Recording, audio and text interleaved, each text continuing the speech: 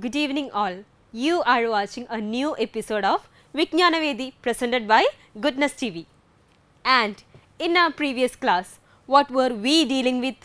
We just studied a speech written by Chimamanda Ngozi Adichie, isn't it? Yes, and who was she? She is a storyteller, and we have seen that she just wrote about the stories of American and British literature, and she read the same, isn't it? Yes, and we have seen a houseboy named Fide who came to her house. And what was the character or what is the speciality regarding this Fide? Yes, he belonged to a very poor family, isn't it? Then let's see what happened later. Then one Saturday, we went to his village to visit, and his mother showed us a beautifully patterned basket of dyed raffia that his brother had made. I was startled. It had not occurred to me that anybody in his family could actually make something. All I had heard about them was how poor they were, so that it had become impossible for me to see them as anything else but poor. Their poverty was my single story of them. On a particular Saturday, Adichie, she just went to Fide's family or village to visit his family members. And when she went there and when she just reached there, she was just shocked when she saw a thing. What was that thing? Let's see. On reaching the village, Fide's mother, she just showed a beautifully designed basket of dyed raffia to Adichie, and it was made by Fide's brother. And Adichie thought that these poor silly people, they only knew about starvation. They were unaware of everything around the world other than starvation. And she was just shocked when she found that Fide's brother knows how to make these kinds of raffia. And that's all about the paragraph. Hope it's clear for you, isn't it? Now you are having a question from the paragraph, and the question is, why was Adichie startled when she visited Fide's village? Why was Adichie startled when she visited Fide's village? What is the answer? We have seen that right now. What is the answer? The answer is, Adichie's mother told her that Fide was extremely poor and his family members couldn't do anything. But when Adichie visited his family, she saw a beautifully patterned basket of dyed raffia that his brother had made. Their poverty was her single story of them. It's clear for you, isn't it? You got the answer correct, right? Okay, moving ahead. Years later, I thought about this when I left Nigeria to go to university in the United States. I was 19. My American roommate was shocked by me. She asked where I had learned to speak English so well and was confused when I said that Nigeria happened to have English as its official language. She asked if she could listen to what she called my tribal music and was consequently very disappointed when I produced my tape of Mariah Carey. She had felt sorry for me even before she saw me.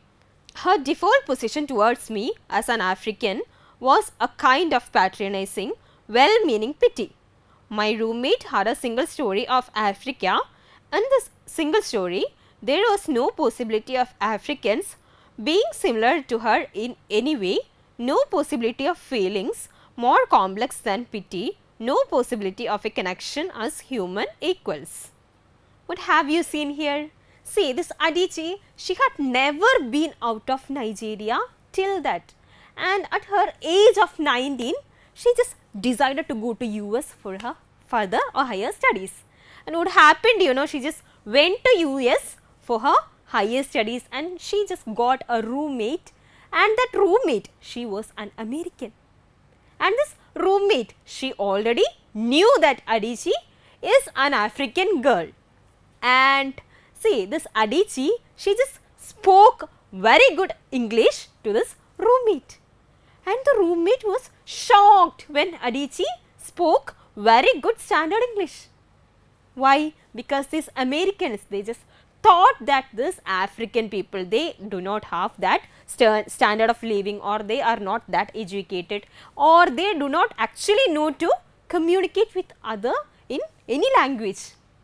And when the roommate heard Adichie speaking very good fluent English language, this roommate was shocked, and the roommate just asked Adichie, from where you learned such a fluent English?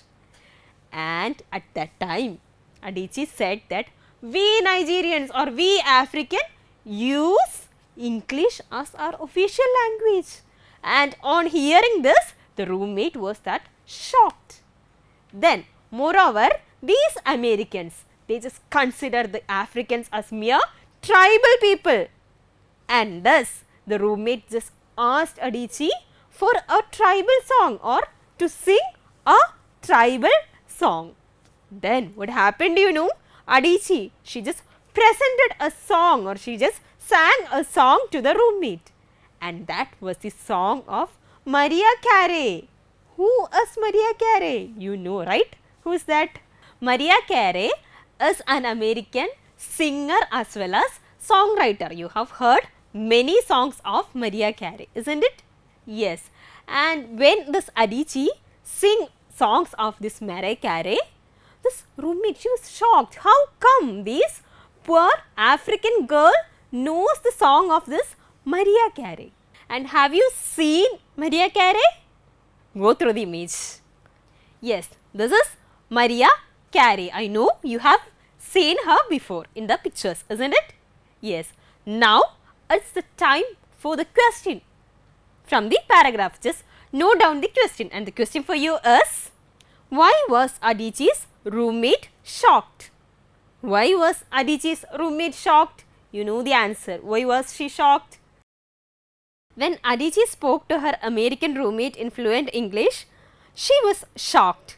She never thought Nigeria happened to have English as its official language. Clear, isn't it? Yes. Now, let's move ahead. I must say that before I went to the US, I didn't consciously identify as African. But in the US, whenever Africa came up, people turned to me. I did come to embrace this new identity, and in many ways, I think of myself now as African, although I still get quite irritable when Africa is referred to as a country. After I had spent some years in the US as an African, I began to understand my roommate's response to me. If I had not grown up in Nigeria, and if all I knew about Africa were from popular images, I too would think about Africa was a place of beautiful landscapes, beautiful animals, and incomprehensible people unable to speak for themselves and waiting to be saved by a kind white foreigner. I would see Africans in the same way that I, as a child, had seen Fide's family. See, here Adichie, she never had that image or that thought that she was an African or a Nigerian girl before she moving to US. But what happened, you know, when she just went to US or America, people there started discriminating Adichie, saying that she is a Nigerian or an African. And from that moment onwards, Adichie just started realizing that yes, I am an African, I am inferior, and she just started hating to hear these discrimination. And she says that, Adichie says that if she was not born and brought up in Nigeria or Africa, she would also think the same way as Americans think about Africa or Nigeria. She would also think that Africa is a place, or Nigeria is a place with beautiful landscapes, beautiful animals, and people who doesn't know how to communicate with each other and waiting for them to be saved by a white foreigner. And she says that this was actually the thought of Americans about the poor Africans, and if these Adichie was not born and brought up in Africa, she would also think the same way as Americans thinks about the Nigerians. Was that correct? No. Why? Because this Adichie, she herself was born in a middle class family where her father was a professor and mother an administrator. So, all the thoughts of these Americans about the Africans were mere, yes, it was wrong. That's it. Now, it's a time for the comprehension question. Just note down the question for you. And the question is, if Adichie was not grown up in Nigeria, what would be her thought about Nigeria? If Adichie was not grown up in Nigeria, what would be her thought about Nigeria? What is the answer? We have seen the answer right now, isn't it? What is the answer?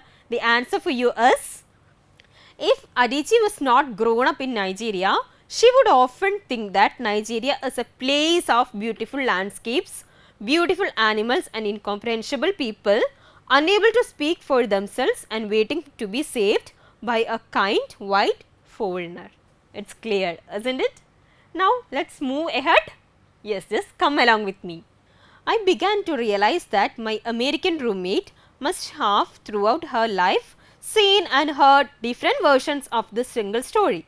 A professor once told me that my novel was not authentically African. I did not know what African authenticity was.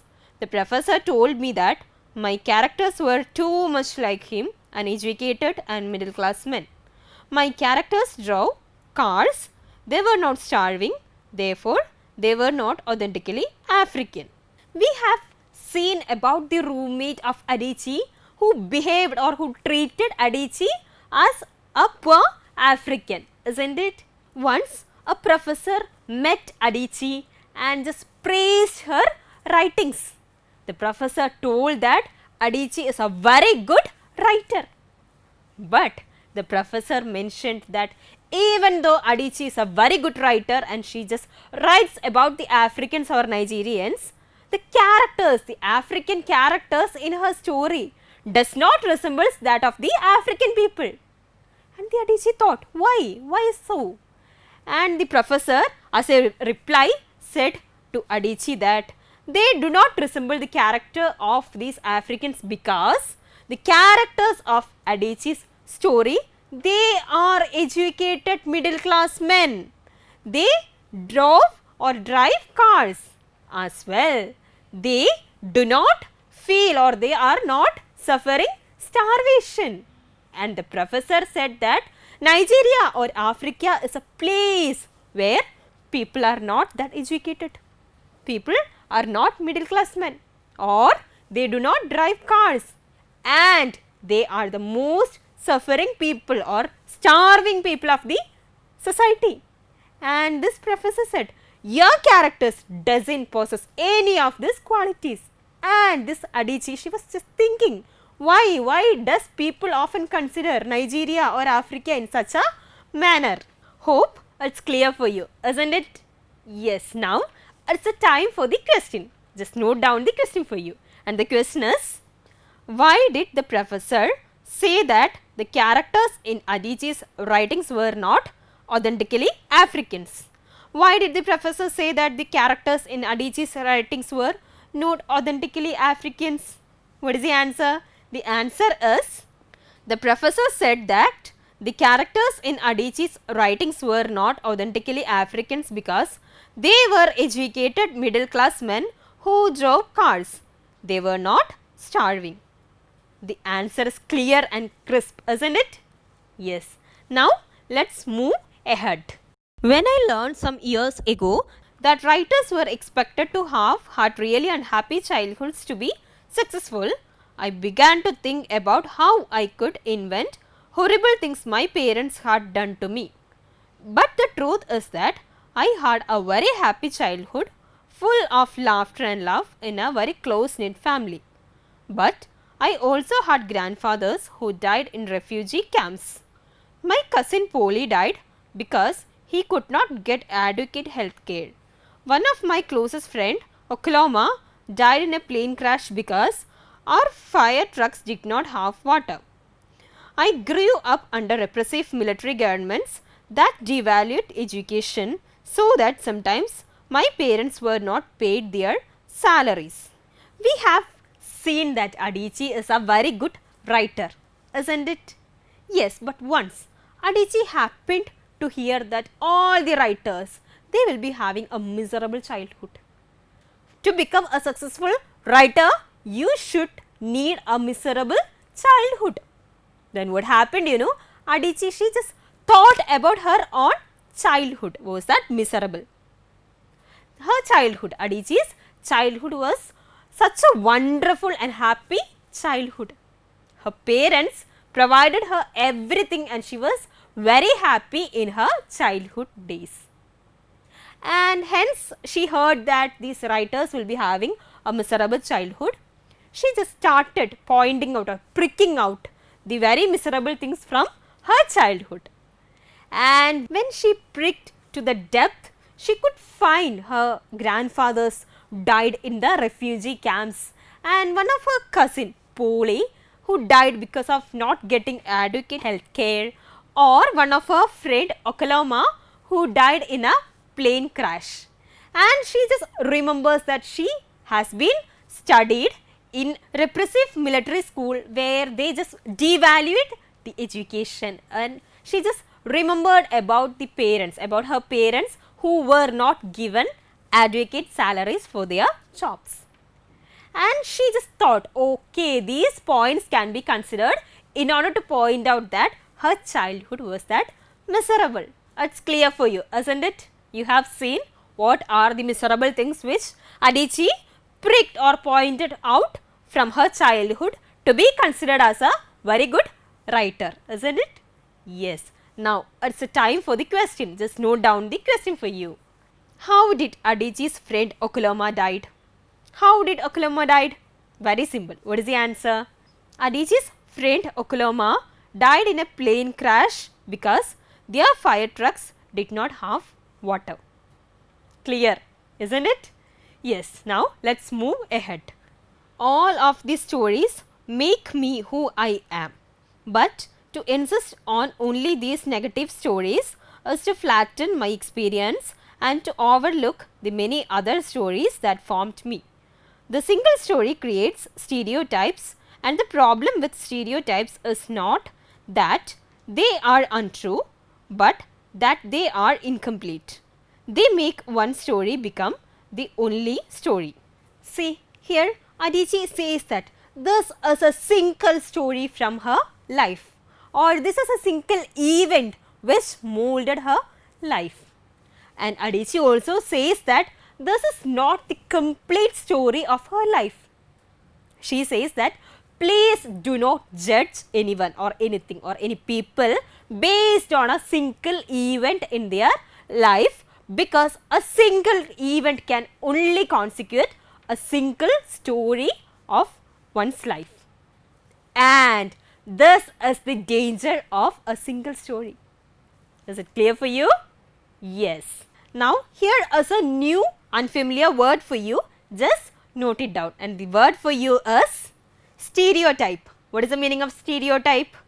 A fixed idea or image that make people half of particular type of person or thing. What is the meaning of stereotype?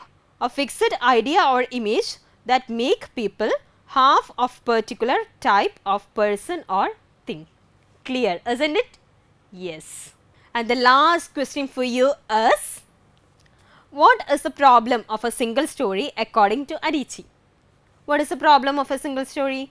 We have seen it right now. What is that? The answer is, a single story creates stereotypes. The problem is that they are incomplete. They make one story become the only story. Clear, isn't it? Yes. Now, it's the time for the activity. Just note it down. See, the first activity for you is, in her speech, Adichie says, all these stories make me who I am. Listen to her speech on www.ted.com and pick out instances of personal stories from it. Hope the activity is clear, isn't it? So, immediately go visit www.ted.com and find out personal stories from it.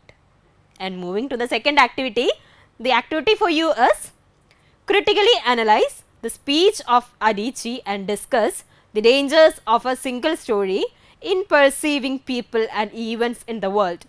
Prepare a write-up based on the points of your discussion.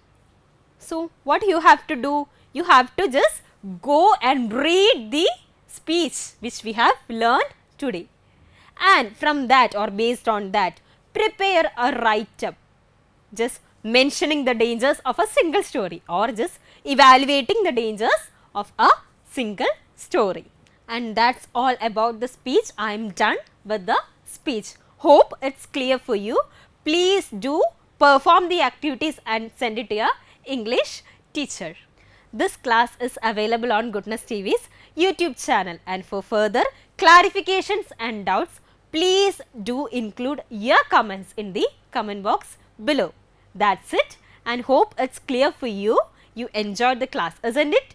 Yes. Thank you. May God bless you and have a great night.